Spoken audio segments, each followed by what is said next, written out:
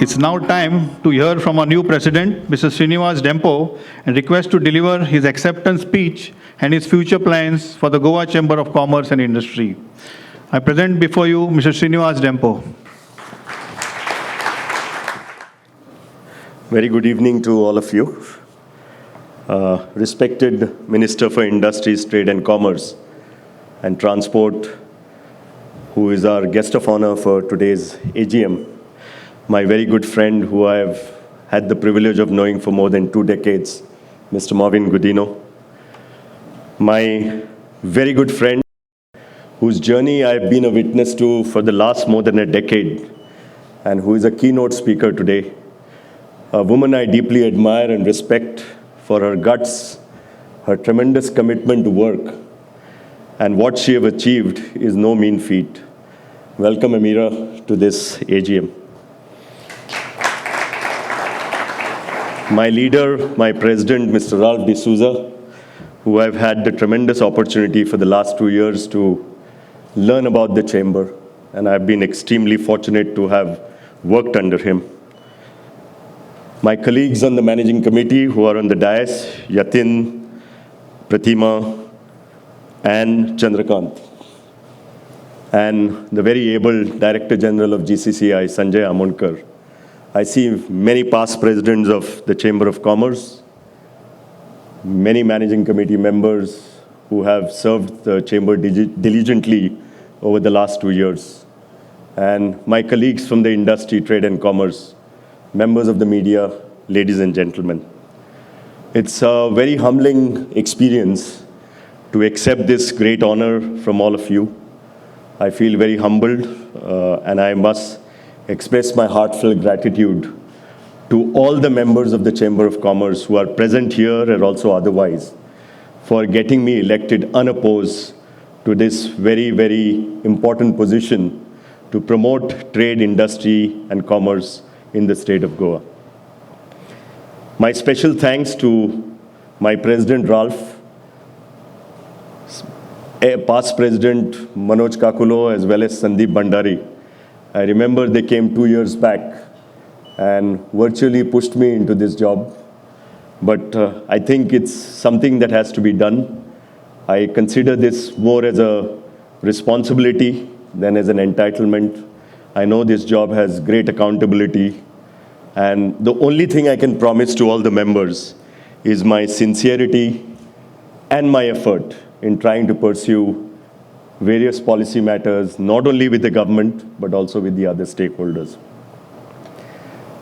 I would like to acknowledge the presence of Mr. Marvin Gudino.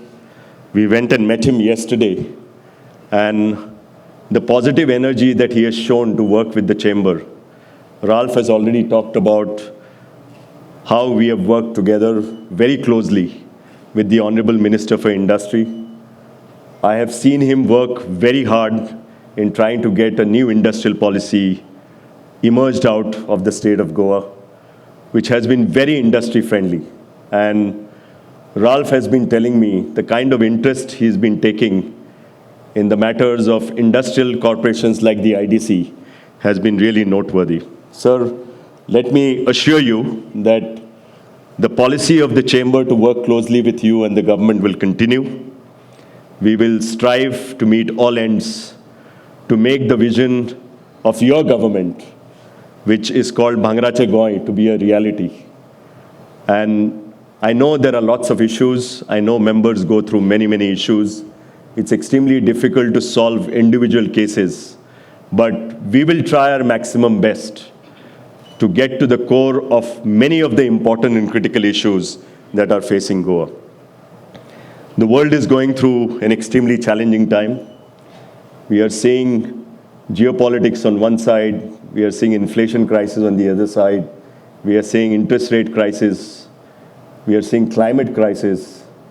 We are seeing all sorts of crises. And it's not easy to run a business when all these uncertainties are going on. So first of all, I'd like to salute all members of the industry present here for running your industry in such a challenging environment. The job of the chamber is to ensure that in policy matters where we can work closely with the government and other stakeholders, We will continue to do so. And as the president of this great institution, I know I'm stepping into very big shoes. This chamber has 115 years of existence, and I've been fortunate amongst the third generation of Dempos to lead the chamber. My grandfather led it 2 times, my father led it 1 time, and now the responsibility has been bestowed upon me. Sanjay talked about my plans. My plan is to serve the members of the chamber. As we emerge, as we go into this 2 years of journey that you have placed on me, the responsibility, let us ensure that Goa's infrastructure building happens at the same pace that is happened at the last 5 years pace. Let's try and work towards ease of doing business, which is a continuous process and a continuous job. I remember we had got the Honorable CM when Ralph just took over the chamber with all his key bureaucrats, and we tried to work up on some policy measures. Some have been successfully concluded, some are work in progress.